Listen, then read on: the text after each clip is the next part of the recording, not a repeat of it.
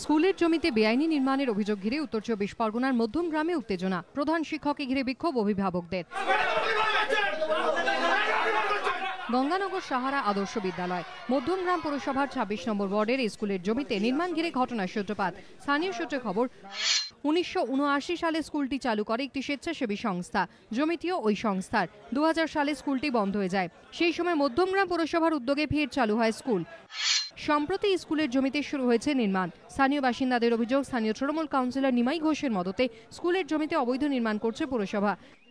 এদের এই কমিটির যে মেম্বার আছে আপনার আমাদের ওয়ার্ড কমিশনার ২৬ নম্বর ওয়ার্ড কমিশনার নিমাই ঘোষ, উনি সেই আধিপত্যটা স্কুলের মাধ্যমে ফলাচ্ছে। স্কুলের পাশে যে একটা ক্যান্টিন ছিল, ৫০০ বাচ্চা একসাথে বসে আমরা খেতাম, সেই জায়গাটা উনি কাউকে না জানিয়ে রাতারাতি কলম পেরা তুলছেন। কেউ প্রোটেস্ট করতে গেলে তাকে বলছে এয়ারপোর্ট থানা দিয়ে পুলিশ দিয়ে তুলে দেবো, এখানে আসিস না প্রোটেস্ট করতে। যদিও এই নির্মাণকে অবৈধ বলতে নারাজ স্থানীয় তৃণমূল কাউন্সিলর ও পুর প্রধান। স্কুলের সাথে কথা বলেই ফাঁকা জমি অরক্ষিত অবস্থায় পড়ে আছে। আমি নিজে ব্যক্তিগত এবং আমাদের মধ্যম মিউনিসিপ্যালিটির সহায়তায় ওখানে একটা ভোকেশনাল ট্রেনিং সেন্টার করছি। স্কুলের জমি দখল হচ্ছে না, স্কুলই আছে। এর পেছনে কোনো মিউনিসিপ্যালিটির কোনো অসৎ উদ্দেশ্য নেই। আপনারা কমিউনিটি সেন্টার করেছেন, করেছি, যেটা কারা করেছে? এটা নাগরিকদের সম্পত্তি, সব সম্পত্তিটাই মানুষের।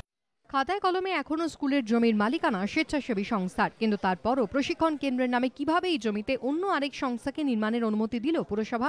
প্রশ্ন এলাকাবাসীর। সুবিনন পালের রিপোর্ট, এবিপি আনন্দ, উত্তর ২৪ পরগনা।